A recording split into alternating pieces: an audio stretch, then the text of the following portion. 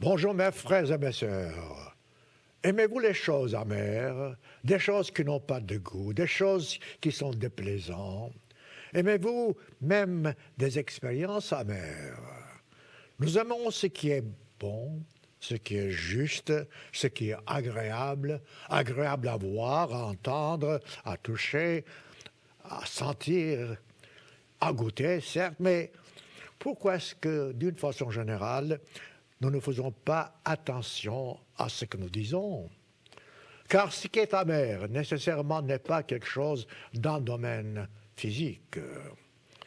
Voyez-vous, par exemple, un caractère amer, ce n'est pas agréable. Vous avez une façon de parler amère, ce n'est pas agréable. Vous avez des sentiments amers. Vous avez une façon de vous exprimer qui déplaît aux autres et qui rend les autres amers à votre égard. D'une façon générale, voyez-vous, nous autres humains, nous n'aimons pas ce que les autres font. Nous trouvons peut-être même dégoûtant, mais nous ne faisons pas attention à ce que nous disons, à la façon dont nous nous exprimons, à l'amitié que nous montrons aux autres. Je parlais de l'amertume ou de ce qui est amer. Mais prenons l'exemple d'un enfant. Donnez à un enfant quelque chose qui soit amer. Il fera une grimace. Certes, même les adultes feront des grimaces, sauf que ça sera peut-être des grimaces différentes. Mais une chose est certaine, ce qui est amer n'est pas agréable. Que ce soit dans ce que nous touchons, nous sentons, nous goûtons, ou même dans ce que nous entendons. Et c'est ça justement aujourd'hui le sujet de mon sermon. Ce qui est amer dans la conversation produit l'adversité. Ce qui est amer dans la conversation montre la méchanceté. Et ça nous blesse. Lorsque vous avez un caractère amer, la plupart du temps, cela vous éloigne des autres. Cela crée entre vous deux une sorte d'hostilité. Tout cela est une distance, ça crée une distance entre vous et les autres. Autrement dit, l'amertume est quelque chose que nous devons éviter, quelque chose qui n'est pas agréable. Eh bien, comme vous pouvez constater ce matin, ou cet après-midi, ou ce soir, tout dépend là, au moment où vous entendez ce sermon, l'amertume est quelque chose que nous devons éviter, absolument éviter. L'amertume crée en nous des sentiments hostiles. L'amertume est quelque chose qui nous éloigne des autres. L'amertume résulte de ce qui est amer, certes, ça c'est facile, mais avez-vous jamais songé à ce que je vais vous dire maintenant? L'amertume déchire, détruit toute amitié, tout sentiment, je dirais, agréable. Mais qu'est-ce que c'est l'amertume exactement? Pourquoi avons-nous des sentiments d'amertume dans nos cœurs? Pourquoi avons-nous de l'amertume dans nos conversations? Qu'est-ce qui produit l'amertume? Pourquoi avons-nous de l'amertume envers les autres? Ainsi de suite. Voyez-vous, il y a plusieurs façons de traiter l'amertume et aussi d'être blessé par l'amertume. Parfois, ce sont des choses ridicules. Parfois, ce sont des choses banales. Mais quand même, banales ou non, une fois que l'amertume est créée dans notre caractère, nous avons mille difficultés à nous en débarrasser. L'amertume est un sentiment qui vous éloigne de votre prochain. L'amertume est un sentiment en même temps qui vous éloigne de votre Créateur.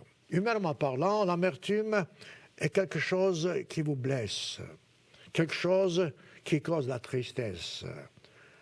Elle crée en vous un ressentiment mêlé de tristesse, de déception. c'est un sentiment, tout court, qu'il faut absolument éviter. Je me rappelle l'exemple d'un jeune homme, il y a longtemps. Il était triste, très triste. Son cœur était plein d'amertume. Mais pourquoi? Il était riche, ses parents étaient riches, il était en bonne santé, il avait tout ce qu'il voulait. Seulement, il a eu, dans sa jeunesse encore, une aventure avec une jeune fille, et tout était devenu, depuis lors, amer, parce qu'elle l'a quitté. Alors, il ne voyait plus rien que tristesse, mauvaises choses, mauvaises idées, mauvaises pensées, et la vie le dégoûtait. Et pourquoi? Pourquoi si peu de choses puissent changer tellement de choses dans notre vie à cause d'une déception? Voilà que tout d'un coup, sa vie avait changé. C'était plus la même. Et la dernière fois que je l'ai vu, je ne sais pas c'était quand, mais il était toujours le même homme triste, le même homme amer, le même homme dégoûté de la vie. Et rien ne l'intéressait, et lui-même ne s'intéressait à rien. C'est un exemple un peu fort, je sais, mais il y a des gens qui sont comme ça, vous savez. Ils sont tellement amers qu'ils ne peuvent même pas voir quelque chose de beau, sentir une belle fleur, mettons, sans changer de visage. Mais pourquoi? Qu'est-ce que c'est qui nous rend si amertume? Dans ce cas de ce jeune homme-là, ses sentiments avaient dominé sur lui. Il était devenu victime, la victime même de ses sentiments. Il y a des gens comme ça, mais si nous sommes chrétiens, si nous sommes vraiment enfants de Dieu en puissance, nous devons faire tout notre possible afin de pouvoir changer de caractère, dominer sur nos faiblesses, avoir ce courage dont nous avons besoin pour pouvoir vraiment avancer avec courage, avec reconnaissance, avec gratitude. Et surtout avec appréciation. Appréciez ce que vous avez, appréciez ce que vous voyez, appréciez les conditions dans lesquelles vous vivez, même si vous êtes pauvre, même si vous n'avez rien. Je sais ce que je dis parce qu'il y a beaucoup de gens en ce bas monde, surtout à l'heure actuelle, qui sont pauvres, qui souffrent, qui sont malades, qui se font tuer dans des guerres. Comment est-ce qu'on peut, dans ces cas-là, avoir une bonne attitude? Et comment ne pas vraiment tomber dans de l'amertume? Ce sont des questions valables. Ce sont des questions qui sont importantes et je voudrais justement aujourd'hui vous parler de cela, vous encourager, vous montrer le chemin pour sortir de ce que nous appelons l'amertume. C'est grave, c'est très grave. Voyez-vous, si nous, en tant qu'êtres humains, nous n'avons pas appris à être reconnaissants, à être vraiment heureux de ce que nous avons, à ne pas apprécier, même si nous sommes dans la pauvreté. Parce que, écoutez, à quoi bon être en ce bas monde si nous sommes pleins d'amertume et si nous ne faisons rien pour changer?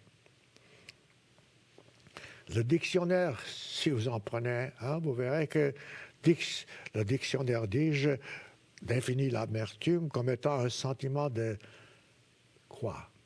De tristesse, de déception. Bon, mais la vie chrétienne ne doit pas être pleine de tristesse et de déception.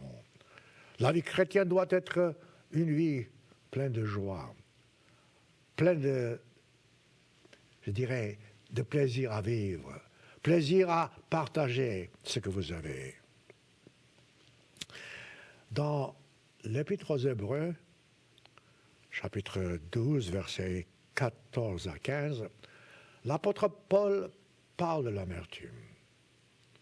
Ailleurs dans la Bible, vous verrez aussi des phrases, des versets où il y a beaucoup d'instructions comment éviter l'amertume. Mais ici, pour commencer, voyez comment l'apôtre Paul définit l'amertume. Il dit « recherchez la paix ». C'est intéressant parce qu'il commence par l'opposé. Recherchez la paix. Avec qui? Avec les vôtres? Non. Avec tous. Voilà déjà le commencement. Je dirais le secret d'avoir accès au bonheur. Il dit, recherchez la paix avec tous, la sanctification. C'est quoi la sanctification? Quelque chose qui est sain, quelque chose qui est agréable, quelque chose qui vous mène vers le succès, sans laquelle, dit-il, personne ne verra le Seigneur. Tiens, ça veut dire quoi ça?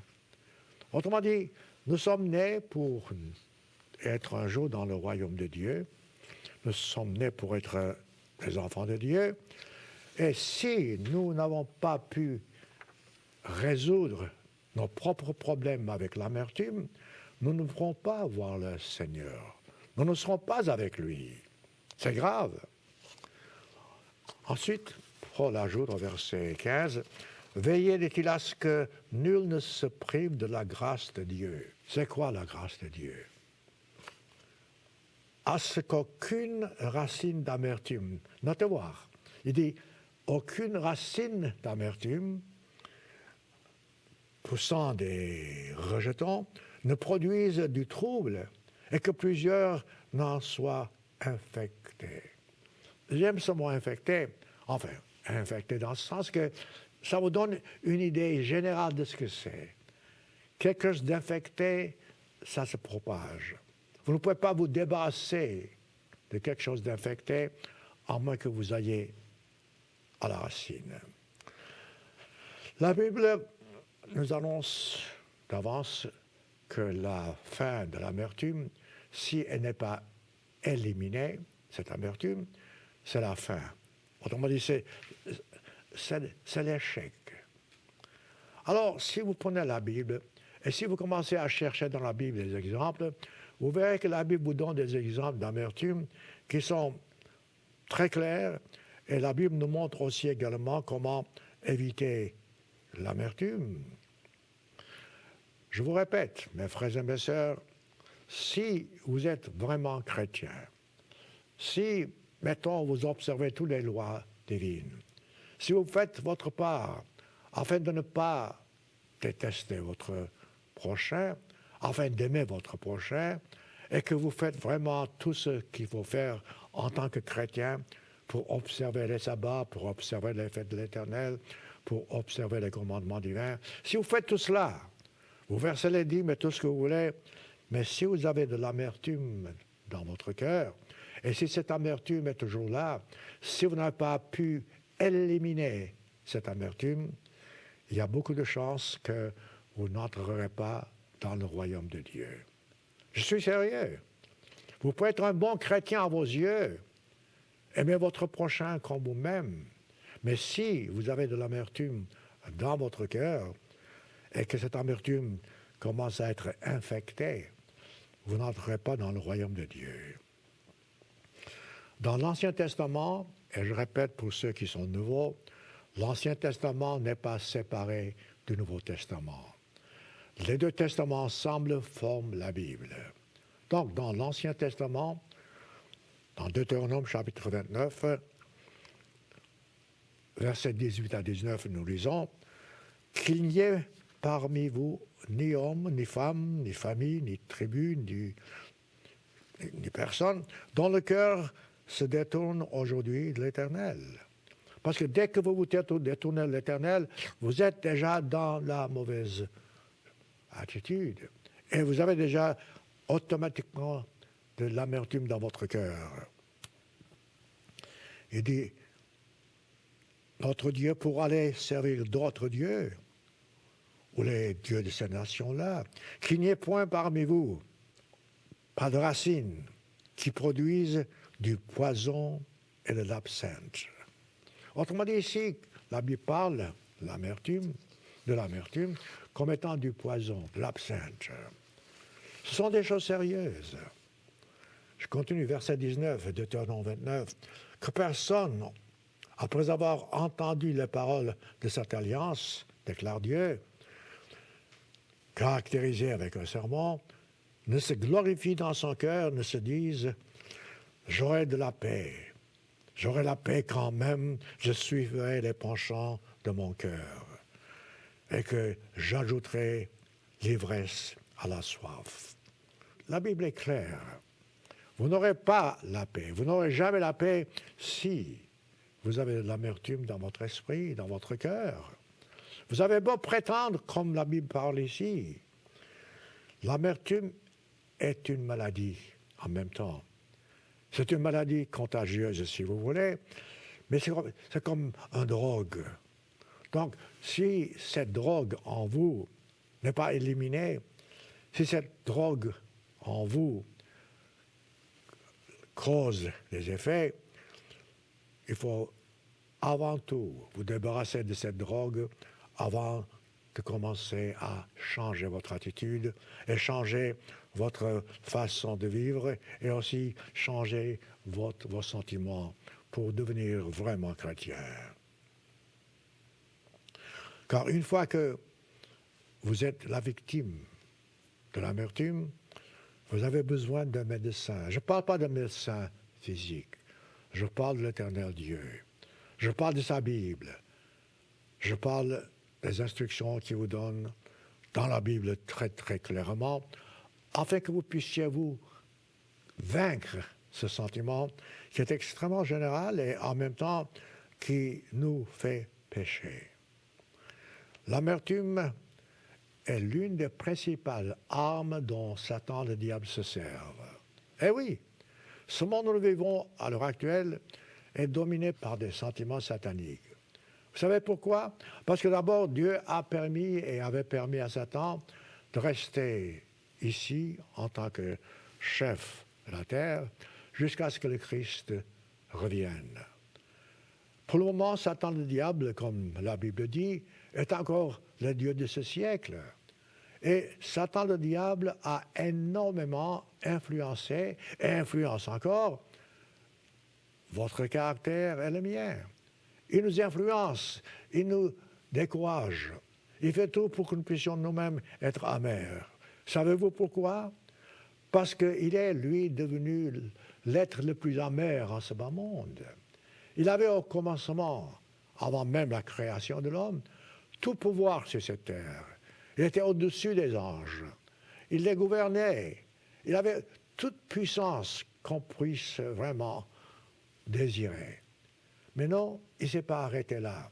La vanité lui a créé dans son cœur l'amertume. Pourquoi l'amertume? Parce qu'il voulait avoir plus qu'il n'avait, il voulait avoir ce que Dieu a, il voulait s'asseoir sur le trône de l'éternel Dieu. Autrement dit, Satan voulait être Dieu. Il avait tout sous Dieu, tout pour être heureux, tout pour être glorieux, tout pour être intelligent et tout ce que vous voulez. Mais il a abandonné tout ça, il s'est détourné de tout ça pour succomber à sa vanité, pour devenir lui-même Dieu. Là, vous connaissez la fin, c'est normal. Il est tombé, il a chuté, il a tout perdu. Voilà pourquoi, depuis lors, Satan est devenu l'être le plus, je dirais, amer, et il veut que tous soient comme lui. Il veut que tous soient victimes, en ce qui concerne de leur propre caractère, victimes de leur sentiment de vanité, victimes d'être, comment dirais-je, victimes de ce qu'ils veulent quelque chose et ils ne peuvent pas l'obtenir. Voilà pourquoi je répète, Satan est l'être le plus amer en ce bas monde, et il fera tout pour que vous, et moi, nous tous, nous puissions nous aussi tomber victimes de sa rébellion. Commencez-vous à comprendre? L'amertume, c'est la déception. L'amertume, c'est la jalousie. L'amertume, c'est la vanité. C'est l'orgueil. Ceci est écrit dans Ésaïe chapitre 14, versets 12 et 15, je cite. « Te voilà tombé du ciel, astre brillant. » Avant de devenir Satan, Satan était astre brillant, Lucifer. C'est un archange. La Bible le définit comme fils de l'aurore. Ensuite, Dieu dit dans Ésaïe 14, verset 12, « Tu es abattu à terre, toi, le vainqueur des nations. » Pourquoi? Verset 15, verset 13. « Tu disais en ton cœur, je monterai au ciel. Regardez voir cette ambition qui a créé en Lucifer les sentiments qui l'ont fait devenir Satan. Tu disais en ton cœur, je monterai au ciel, j'élèverai mon trône au-dessus des étoiles, je m'assiérai sur la montagne de l'assemblée, à l'extrémité du septentrion, c'est-à-dire là où se trouve le trône de Dieu. Évidemment, Satan a désiré quelque chose qu'il ne pouvait pas avoir et qui ne méritait du reste pas. Et c'est parce qu'il a été en échec, parce qu'il n'a pas réussi, son cœur est devenu amer. Parce que Satan disait, verset 14, « Je monterai sur le sommet des nues, je serai semblable au Très-Haut. » Et Dieu ajoute, « Tu as été précipité dans le séjour des morts, dans les profondeurs de la fosse. » Voilà où nous en sommes aujourd'hui. Les sentiments d'orgueil, de vanité, de jalousie, créent en nous de l'amertume. Je répète, les sentiments d'orgueil, de jalousie, d'amertume. Tout ça crée en nous de l'amertume. Comme du reste de tous les autres sentiments qui revêtent ou bien ressortent de la rébellion. La rébellion est en même temps un manque de reconnaissance. La rébellion est en même temps la vanité parce que vous pensez que vous savez mieux que celui qui vous donne un ordre. Si, je répète, vous êtes un enfant de Dieu, si vous voulez vraiment obéir à Dieu, faire sa volonté, il faut que l'amertume sorte de votre cœur, il faut que la rébellion soit éliminée dans vos sentiments, il faut que vous puissiez devenir vous-même un enfant véritable de Dieu. Prenez l'exemple du premier couple. Le premier couple a eu un enfant, des enfants plus tard, mais le premier enfant qu'ils ont eu, Caïn, ensuite Abel, évidemment, qu'est-ce qui s'est passé? Caïn n'a pas obéi aux ordres de Dieu. Caïn a pensé que lui pouvait offrir à Dieu une offrande, laquelle, d'après lui, serait meilleure que ce que Dieu lui avait commandé de donner. Tandis qu'Abel a obéi à Dieu. Abel a donné à Dieu une offrande que Dieu acceptait, tandis que Caïn a donné à Dieu une offrande qu'il pensait que c'était préférable. Voyez-vous, une fois que vous commencez à avoir une attitude de rébellion et que vous n'êtes pas béni, évidemment, automatiquement l'amertume commence à dominer votre cœur. Laissez-moi vous citer ceci dans Genèse chapitre 4, verset 30, verset 3 à 8. Genèse 4, 3, 8. Au bout de quelque temps, Caïn fit à l'Éternel une offrande de fruits de la terre. Pourquoi fruits de la terre? Et c'est ça que Dieu avait demandé? Je continue. Abel, de son côté, en fit une des premiers-nés de son troupeau. Regardez voir la différence. Et de leur graisse. L'Éternel porta un regard favorable sur Abel et sur son offrande, mais il ne porta pas un regard favorable sur Caïn et sur son offrande. Pourquoi? Parce que Dieu avait dit qu'il fallait que le couple, ou bien l'humanité, offre donc des premiers-nés du troupeau. Et non pas tout simplement ramasser ce qui était produit de la terre. Enfin, ça, c'est pas un détail, mais ça, c'est pas la raison principale. Je cite ceci, c'est pour vous montrer l'attitude de Caïn. Donc, lorsque Caïn a vu que Dieu n'avait pas porté un regard agréable sur son offrande, il fut quoi? Irrité. Mais pourquoi? Vous désobéissez, vous faites quelque chose à votre façon, et voilà que vous êtes fâché. Mais pourquoi? Si vous avez fait une faute, repentez-vous-en, mais ne soyez pas fâchés, ne devenez pas amers. Son visage fut abattu. Autrement dit, son visage exprimait son amertume. Alors Dieu fait exactement ce que je suis en train de faire maintenant. Dieu a dit à Caïn, pourquoi es-tu irrité? Pourquoi es-tu irrité? Pourquoi ton visage est-il abattu? Pourquoi donc ton cœur est plein d'amertume? Si tu agis bien, ajoute Dieu, verset 7, tu relèveras ton visage.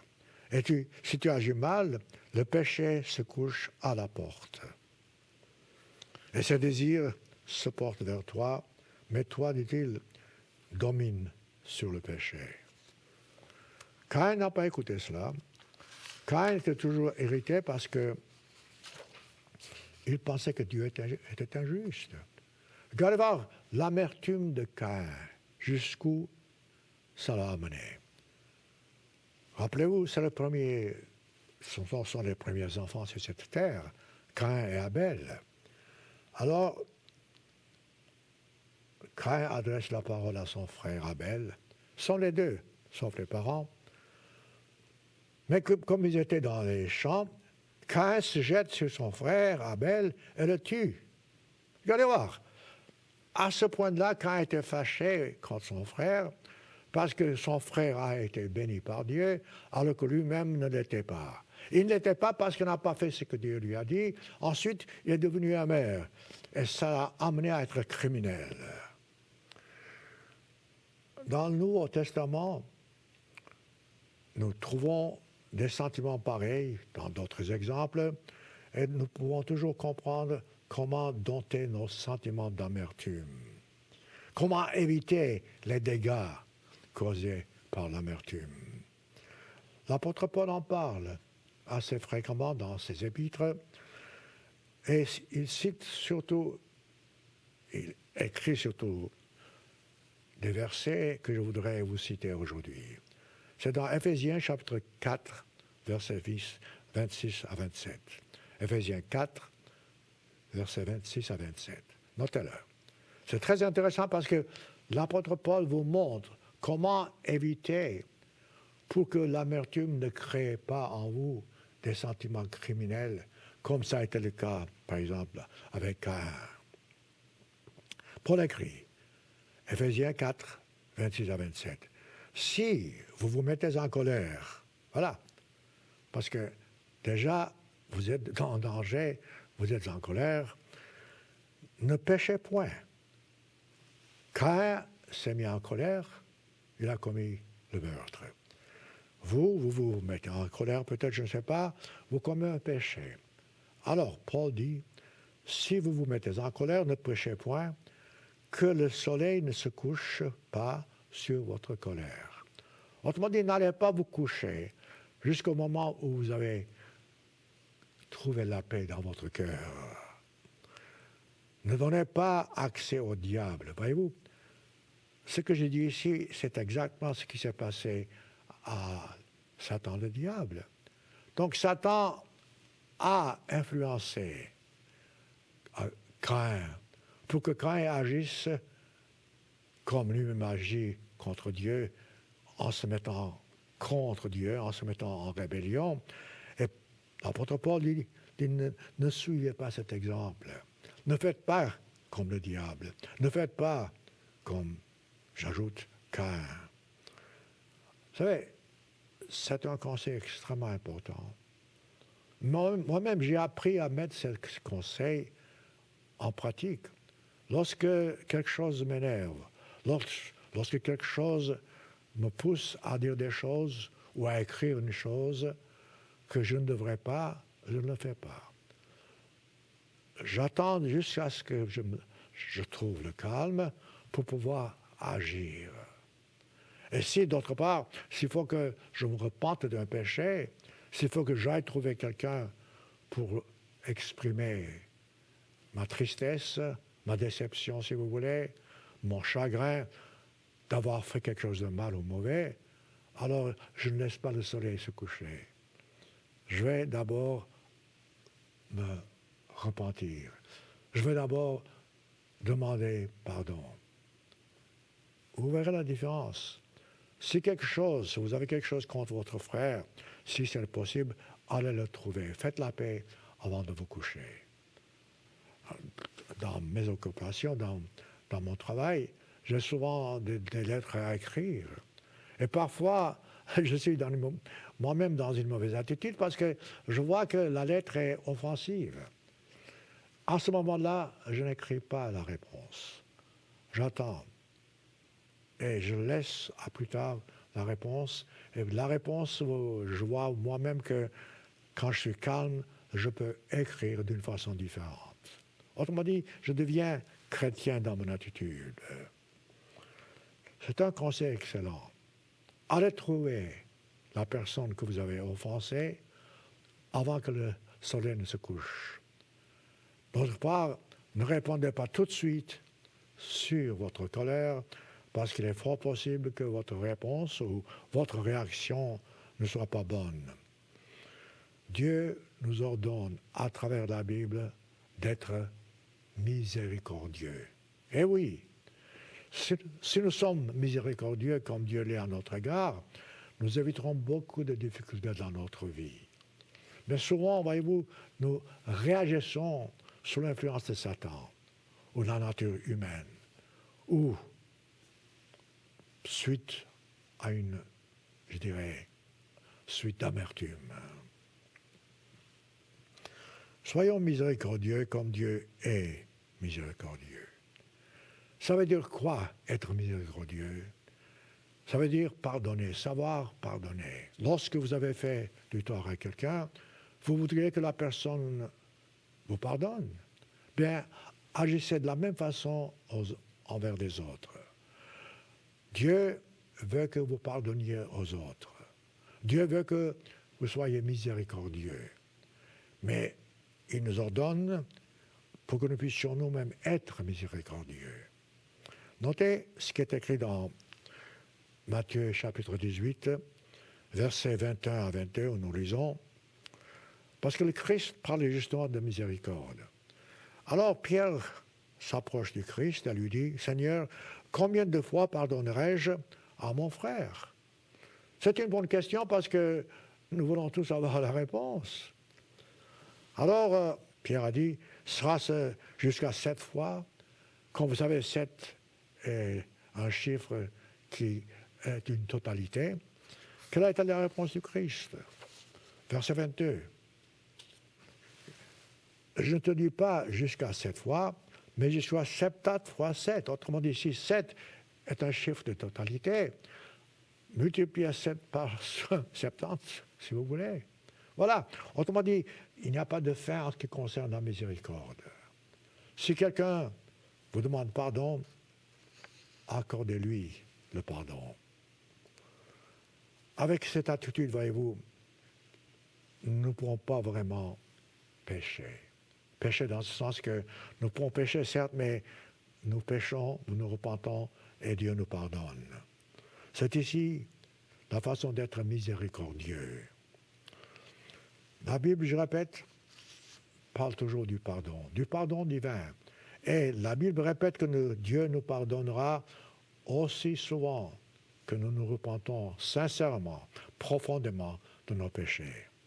Et non pas des péchés que nous commettons ainsi que nous nous repentons artificiellement. Pas du tout. En nouveau, nous trouvons les paroles du Christ dans Matthieu chapitre 5, versets 21 à 22. Le Christ prend maintenant des écrits de l'Ancien Testament et il jette la lumière sur ces écrits. Il dit, vous avez entendu dire qu'il a été dit aux anciens, tu ne tueras point.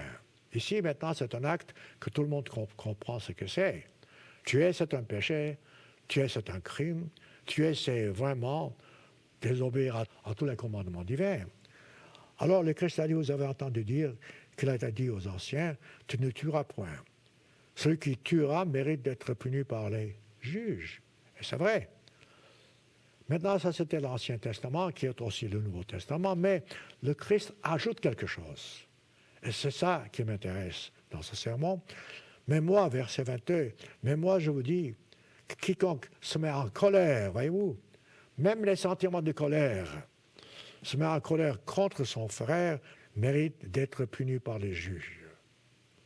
Vous pouvez voir la différence? Comment le Christ exprime la miséricorde?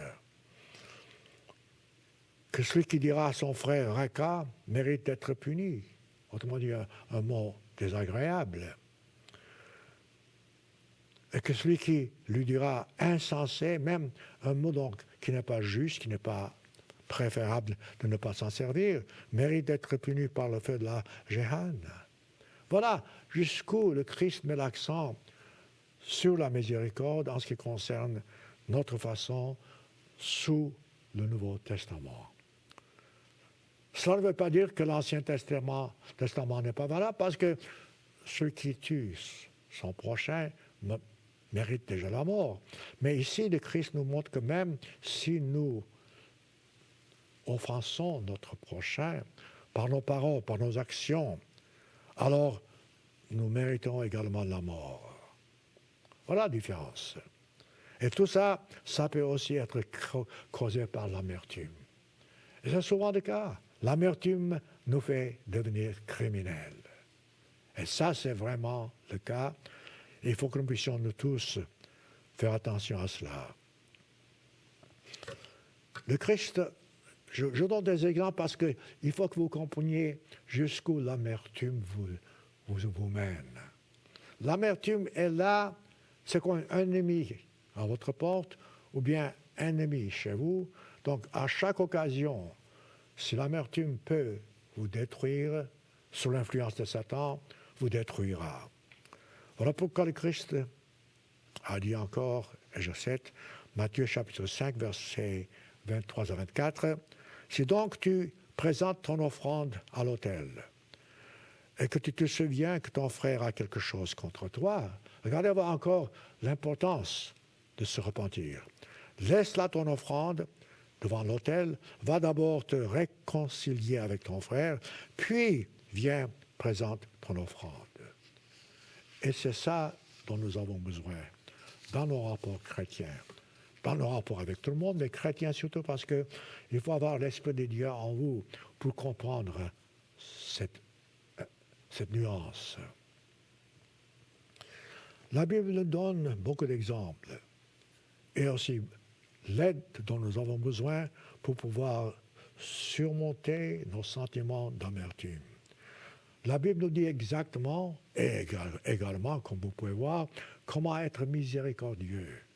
Si Dieu n'était pas miséricordieux envers nous, nous ne serions pas vivants. Nous n'aurions aucun espoir d'être dans la vie éternelle.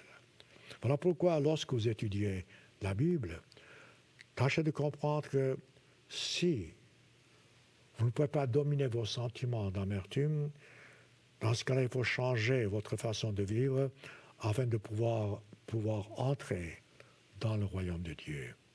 C'est ce que nous pouvons voir en étudiant tous ces versets. Pratiquez la miséricorde, mes frères et mes sœurs. La miséricorde, c'est quelque chose que vous voulez que Dieu vous accorde. Mais si vous voulez que Dieu vous accorde, accordez-la également aussi à votre prochain. Ce n'est pas difficile, vous savez. Lorsque vous faites quelque chose de bien à votre prochain, vous vous sentez mieux. Vous avez des sentiments plus nobles. Donc, c'est à votre avantage. Voilà pourquoi je répète, chaque fois que vous avez l'occasion, tâchez de montrer la miséricorde envers votre prochain. Prenez, par exemple, dans la journée, les moments où vous avez vous-même ou bien des occasions où vous pouvez voir l'influence de l'amertume, que ce soit en vous, que ce soit en les autres. Alors, chaque fois, dites-vous vous-même, est-ce que j'aurais pu éviter cette scène que j'ai faite? Est-ce que j'aurais pu éviter les fautes que j'ai commises? Si c'est le cas, dans ce cas-là, tâchez de l'éviter la prochaine fois.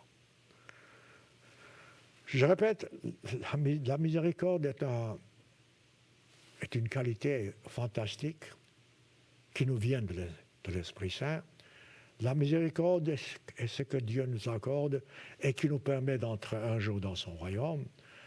La miséricorde doit être notre prière quotidienne. Eh oui. Du reste, c'est ce que le Christ a dit. Les apôtres du Christ ne savaient pas comment prier. Ils lui ont dit un jour, écoute Seigneur, aide-nous à savoir comment prier. Enseigne-nous à prier. Et qu'est-ce que le Christ a donné? Il a donné ce qu'aujourd'hui on appelle la prière du Seigneur.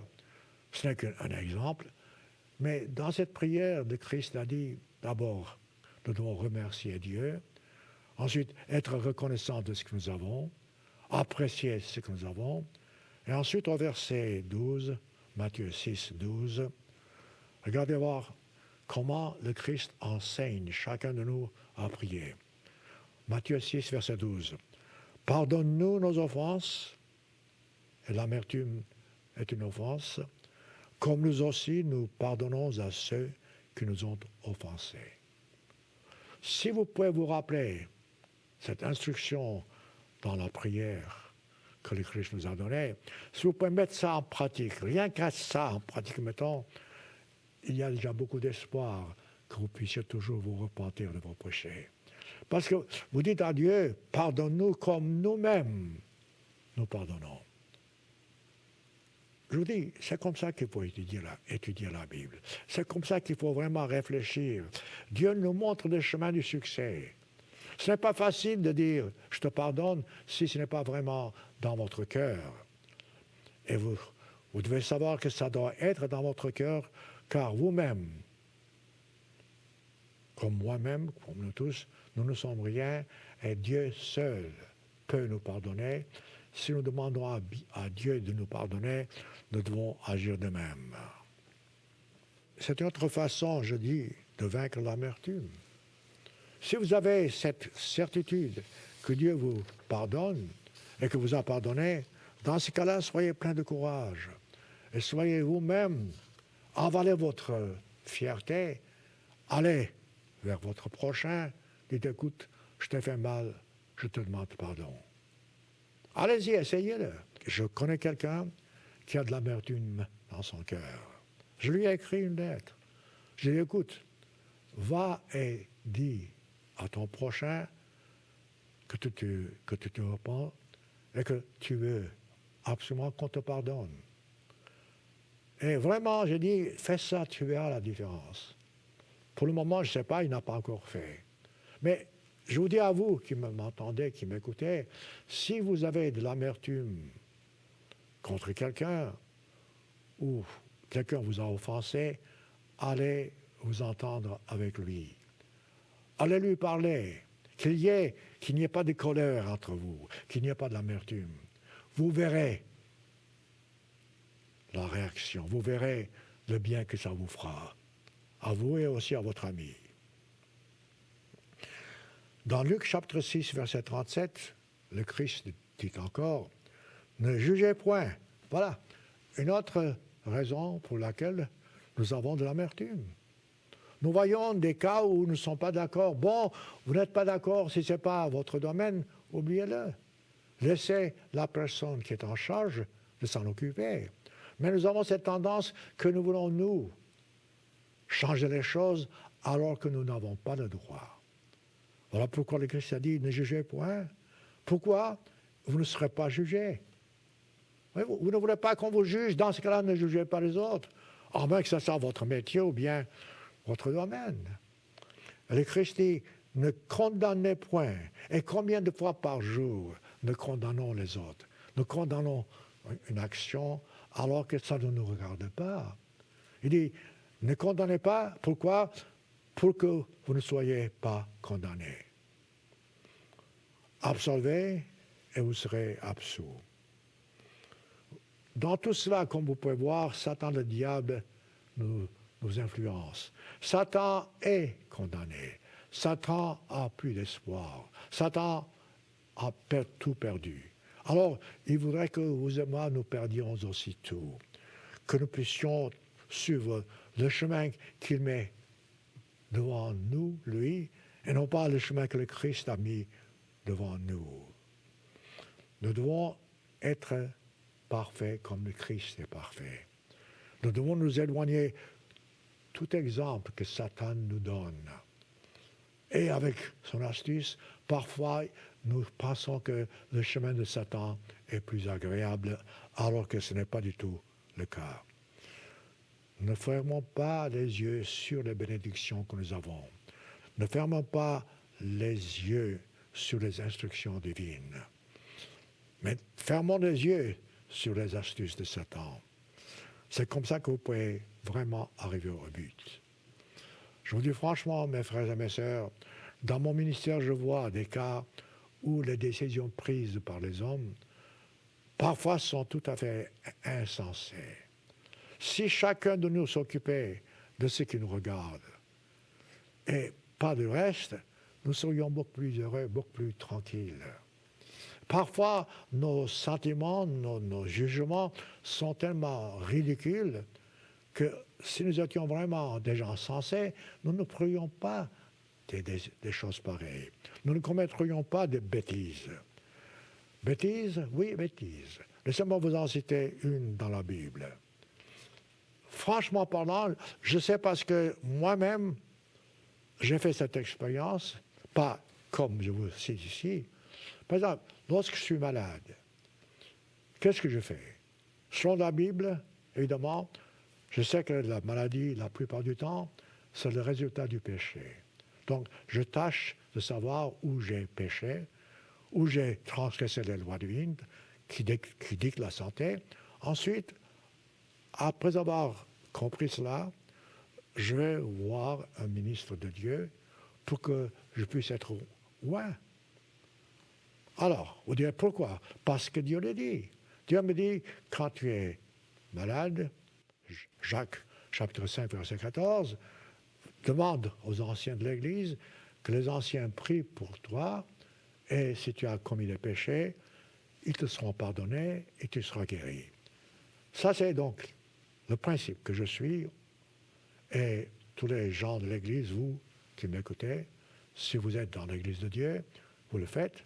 Mais maintenant, prenez un exemple dans l'Ancien Testament qui montre comment on peut être idiot, je m'excuse du terme, on peut être idiot de demander à Dieu la guérison, ensuite de ne pas être d'accord avec Dieu. Si moi je ne suis pas d'accord avec Dieu et que je dois me faire oindre, alors pourquoi vais-je vers Dieu pour que je sois guéri? L'exemple que j'ai ici, dans l'Ancien Testament, se trouve dans 2 Rois chapitre 5. 2 Rois chapitre 5, verset 9. Naaman, c'était un chef, vint avec ses chevaux et son char. Il s'arrêta à la porte de la maison d'Élisée, qui était donc un ministre de Dieu. Élisée lui fit dire, lorsqu'il a entendu que Naaman était là pour demander comment être guéri, Élisée dit, regardez voir, ça peut être idiot, ça peut être stupide, mais vous allez, vous, vers un prophète de Dieu, pour que vous soyez guéri. Il dit, verset 10 de Roi 5, « Va, lave-toi 7 fois dans le Jourdain. » Je m'arrête. Pourquoi dans le Jourdain? Pourquoi pas quelque part ailleurs? Pourquoi 7 fois? Pourquoi pas 2? Ça, c'est le raisonnement humain. Raisonnement, je dirais, imparfait. Ensuite, ta chair deviendra saine et tu seras pur. C'est un ordre clair, simple. Mais ça n'a pas de sens humainement parlant. Vous direz, pourquoi ça? C'est exactement du reste ce que Naaman a fait. Verset 11. Vous allez, pour être guéri, regardez voir ce qui est marqué au verset 11. Naaman fut irrité. Autrement dit, il devint amer. Vous demandez la guérison, vous devenez amer. Mais pourquoi? Et il s'en alla en disant, ah, pourquoi? Qu'est-ce que tu disais? Maintenant, son raisonnement en lui, mettons, est tout aussi stupide, même beaucoup plus que ce que le prophète a dit. Il disait en lui-même, regardez voir ça, verset 11, en lui-même, je me disais que, c'est Naaman qui raisonne, le prophète sortira vers moi, bon, ça c'est son idée, il se présentera lui-même, tiens, il invoquera le nom de l'Éternel, son Dieu, il agitera sa main, mais écoutez, mais pourquoi ce raisonnement? Pourquoi voulez-vous que les choses aillent ainsi? Je continue. Il agitera sa main sur la place et guérira le lépreux. Non, c'est pas comme ça qu'on demande à Dieu la guérison. C'était donc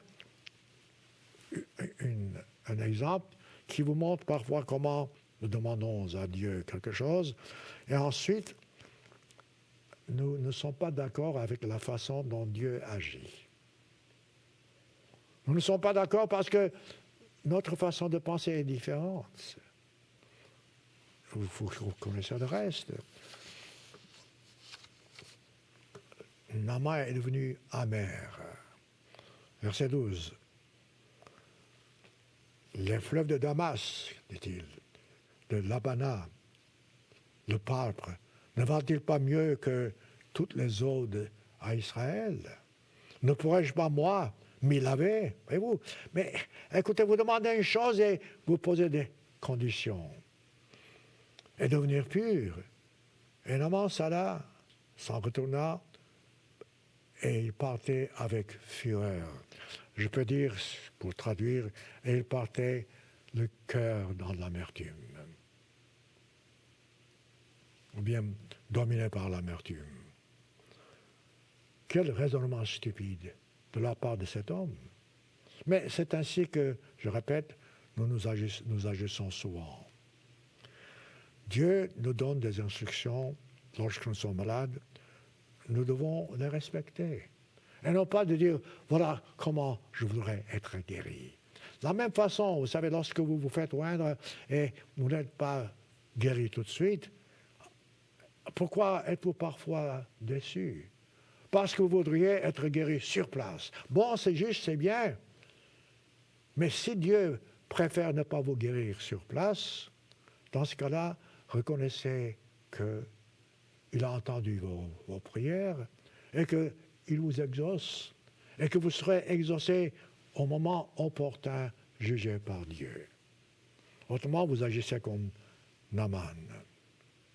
La façon divine, mes frères et mes sœurs, est toujours meilleure.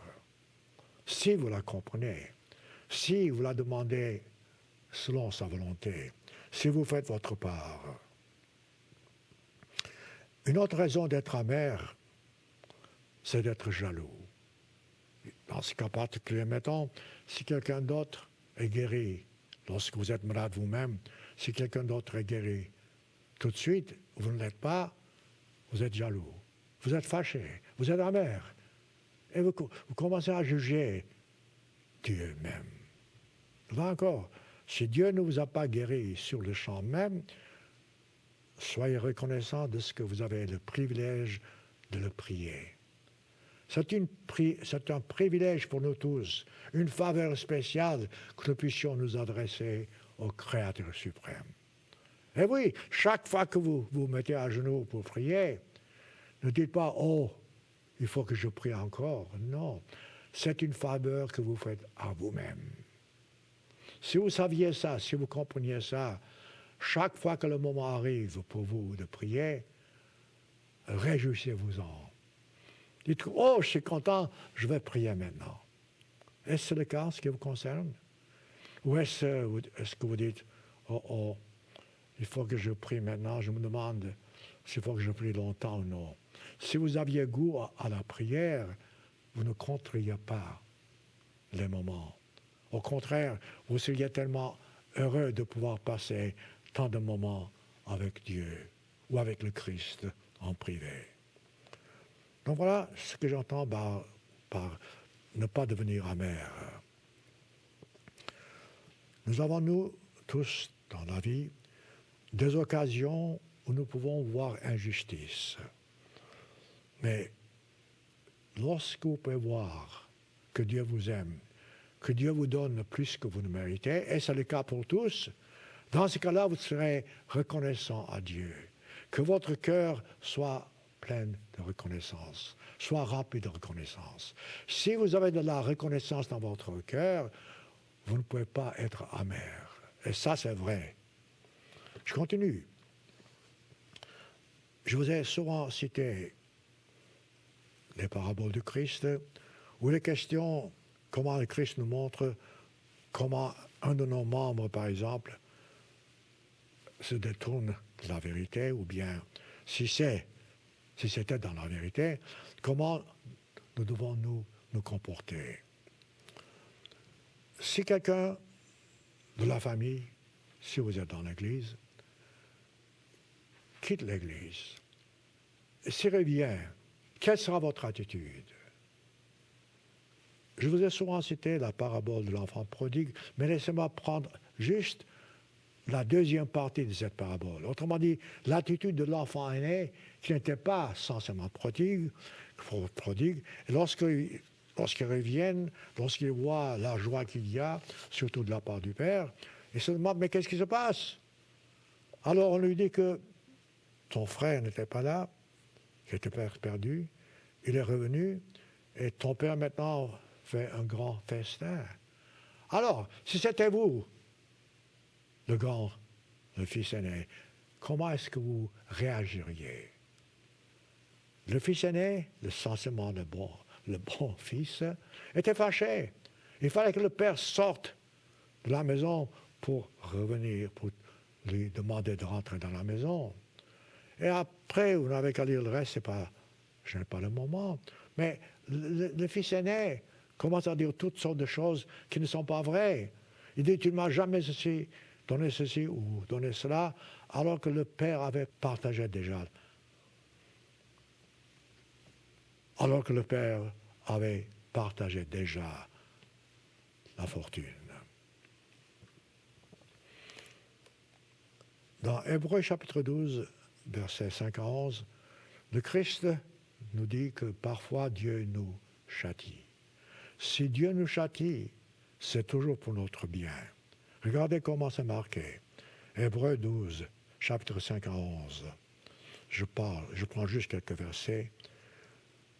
Si vous avez oublié l'exhortation qui vous est adressée comme à des fils, mon fils, ne méprise pas le châtiment du Seigneur, ne perds pas courage lorsqu'il te reprend. Voilà une phrase, voilà une instruction que nous devons apprécier.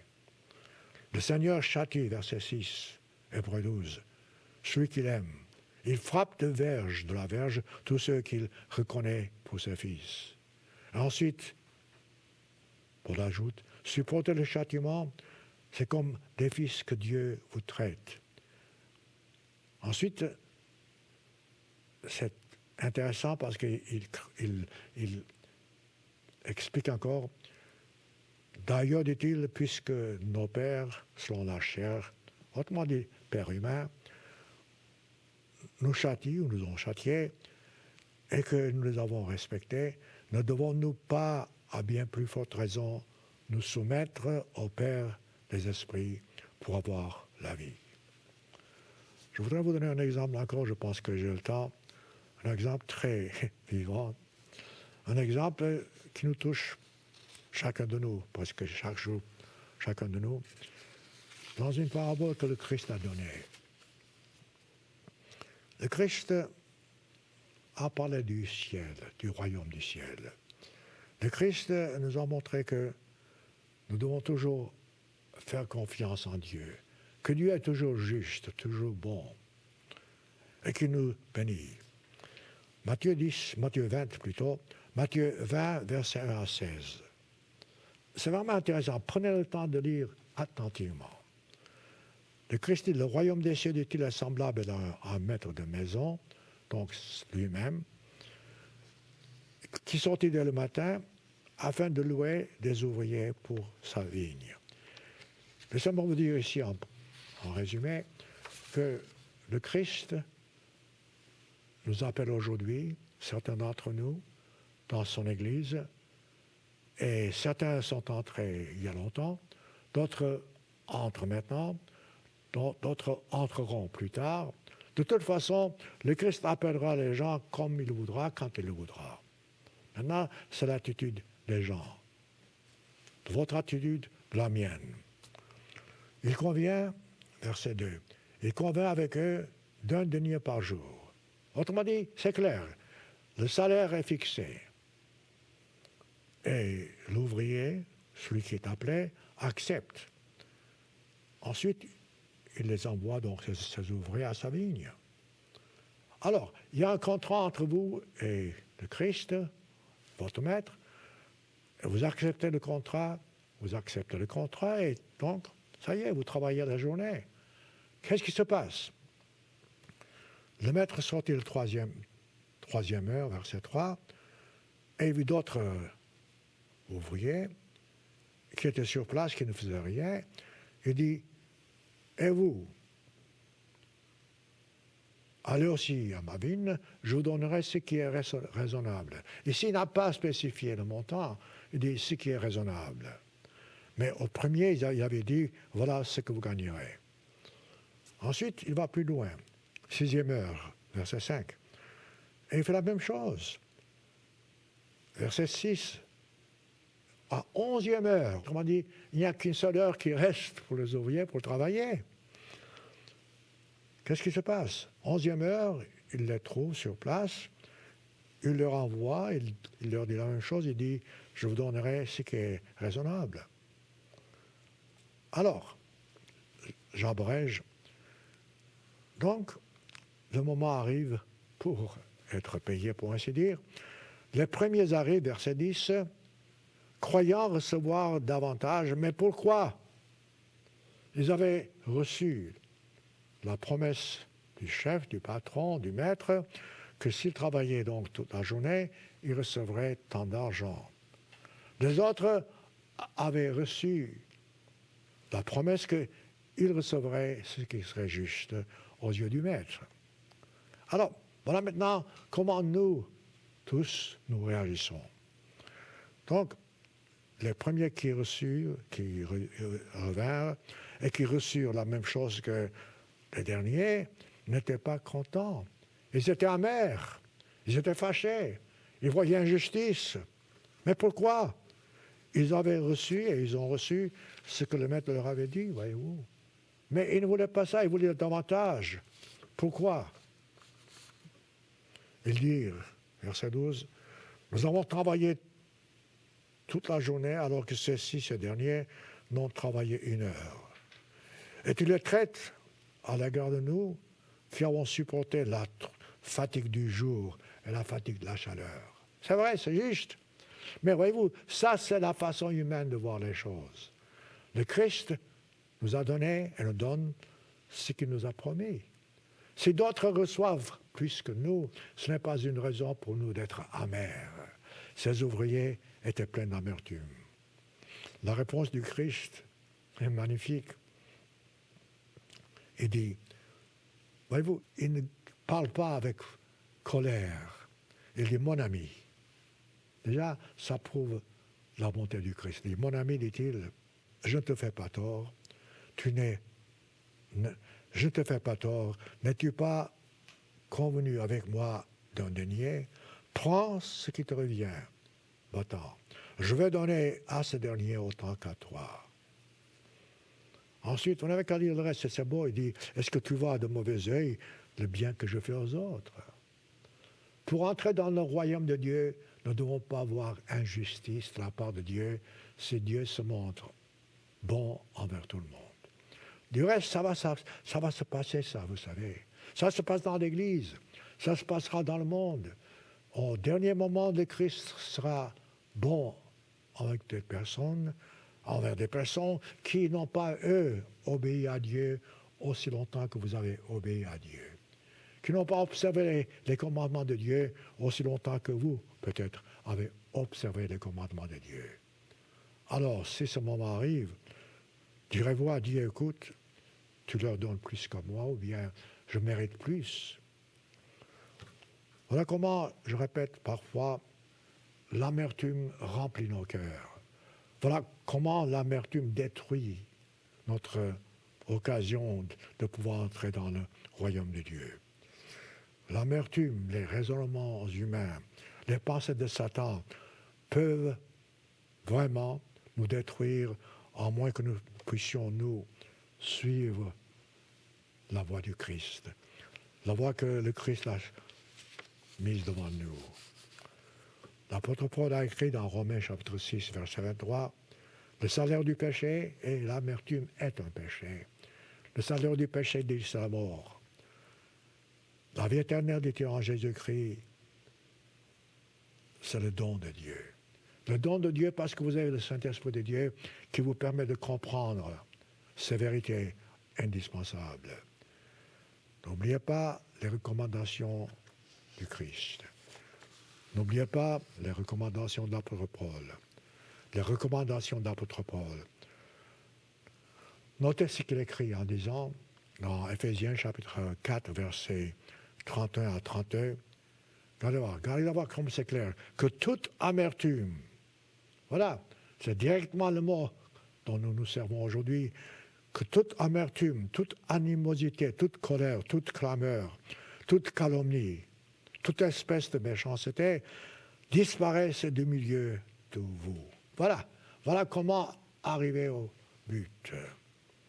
Soyez bons les uns envers les autres, compatissants, vous pardonnant réciproquement comme Dieu vous a pardonné en Christ. Si vous prenez le temps, mettez-vous à genoux, lisez ces deux versets. Dites à Dieu, écoute Dieu, voici ce que je vais faire. Je vais vraiment suivre cette recommandation.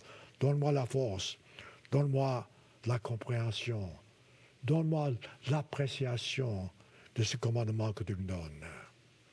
Si vous faites cela, si vous remerciez Dieu chaque jour, si vous ne voyez pas injustice alors qu'il y a justice et bonté de Dieu, dans ce cas-là, non pas seulement vous ne serez pas victime de l'amertume, mais vous serez un candidat absolument certain du royaume de Dieu.